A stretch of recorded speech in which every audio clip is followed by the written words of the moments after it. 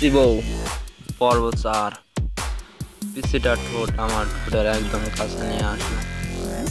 পিসিটার নিঃশ্বাস আমার মুখের উপর পড়ছে। পিসিটার যে ঠোঁট আমার এতই কাছে নিয়ে এলো যে বুঝতেই পারছি না কোনটা ওর নিঃশ্বাস আর কোনটা আমার নিঃশ্বাস। আমি পিসিটাকে কিছু বলতে যাব, তখনই খপ করে নিজের ঠোঁট আমার ঠোঁটে লাগিয়ে দিল। আমি মুখে কোনো শব্দ করতে পারছি না, শুধু মুখ দিয়ে শব্দ বের হয়ে আসছে।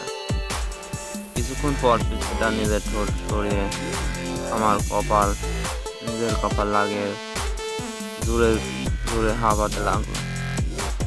আমি পিসিটাকে ধাক্কা দিয়ে নিজে থেকে সরিয়ে নিলাম। হাত দিয়ে ঠোঁট মুছতে মুছতে বললাম, তুই পিসি শয়তান, তুই এটা কি করলে?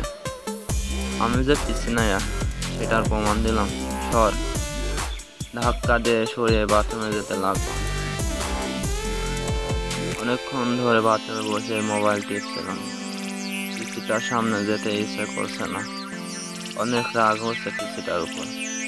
এইটুকু পিসি একটা আমাকে কিস করেছে, এটা ভাবতে সারা শরীর জ্বলছে। আব্বুল ভাই পিসিটা কিছু বলতেও পারছে না। বাথরুমের বাইরে থেকে পিসিটা ডাক শুনলাম, এই যে এতক্ষণ বাথরুমে কি করছো? বেরিয়ে আসো না কেন? বাথরুমে ঘুমিয়ে পড়লে না? আমি কোনো উত্তর না দিয়ে মোবাইল টিপছি। কিছুক্ষণ থেমে পিসিটা আবার ডাকতে লাগলো, এই যে শুনছো? বেরিয়ে আসো না প্লিজ, আমার একা একা ভয় লাগছে। আমি মনে মনে বললাম, তোর ভয় লাগছে তো আমি কি করবো? তোরা নিয়ে নাচবো না? পিসি শয়তান নিয়ে। এবার পিসিটা বাথরুমের দরজা জোরে ধাক্কা দিতে লাগলো। দরজা খুলছো না কেন? প্লিজ দরজাটা খোলো। এবার পিসিটা নিজে নিজেকেই প্রশ্ন করলো, ওর কিছু হলো না তো? এই কি হলো, দরজা খুলছো না কেন? কান্না করে দিল। কান্না করছে আর জোরে জোরে বাথরুমের দরজা থেকে ঠেলছে। এবার আমার বেরিয়ে আসা দরকার, না হলে পিসিটার কান্না শুনে আব্বু আম্মু চলে আসবেন। আমি দরজা খুলে বাইরে বেরিয়ে আসলাম। আমাকে দেখে পিসিটা আমাকে শক্ত করে জড়িয়ে ধরলো আর বলতে লাগলো, তুমি ঠিক আছো তো? তোমার কিছু হয় নাই তো? এতক্ষণ দরজা আটকে কি করছিলাম? জানো আমি কতটা ভয় পেয়ে গেছিলাম। একের পর এক প্রশ্ন করেই যাচ্ছে। আমি পিসিটাকে নিজের থেকে ছাড়িয়ে বললাম, সত্যি তুই একটা পিসি। বলে পিসিটাকে পাশ কাটে বিছানা থেকে একটা বালিশ শোভাতে চলে গেলাম।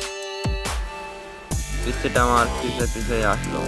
আমি শোভাতে বালিশ থেকে ঘুমাতে যাবো, তখনই পিসিটা আমাকে বললো, তুমি শোভাতে ঘুমাবে না, আমার সাথে বিছানাতে ঘুমাবে। আমি তোর সাথে ঘুমাতে পারবো না, তোমাকে আমার সাথেই ঘুমাতে হবে, না ঘুমালে কি করবি? হ্যাঁ, ওর মুখোমুখি হয়ে কথাটা বললাম। আমার সাথে না ঘুমালে শ্বশুর আব্বাকে ডাক দিল আর বললো, তুমি আমাকে মারছো। কি বললে? আমি তোকে মারছি? তুমি আমাকে মারো নাই, সেটা শুধু আমি আর তুমি জানো, আব্বু তো আর জানে না। তুই আমাকে ব্ল্যাকমেল করছিস। আমার প্রশ্নের উত্তর না দিয়ে উল্টো আমাকে প্রশ্ন করলো, তুমি বলো আমার সাথে ঘুমাবে নাকি আমি আব্বুকে ডাক দেবো? তোর মতো পিসি শয়তানের সাথে আমি ঘুমাতে পারবো না। ওকে, তাহলে আমি আব্বুকে ডাক দেই। আব্বু? আমি ওর মুখ থেকে ধরে বললাম, এই এই কি করছিস? আমি ঘুমাবো তো তোর সাথে, প্লিজ আব্বুকে ডাক দিস, পিসি শয়তানের সাথে। শেষ পর্যন্ত পিসিটাকে নিয়ে বিছানাতে ঘুমাতে গেলাম।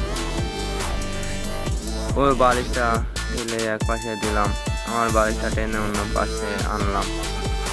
আমাদের মাঝখানে বড় গ্যাপ রাখলাম। লাইটটা নিয়ে বালিশে মাথা রাখলাম। হুট করে পিসিটা নিজের বালিশ ছেড়ে আমার বালিশে চলে আসলো। শুধু আমার বুকে মাথা রেখে দুই হাত দিয়ে আমাকে জড়িয়ে ধরলাম।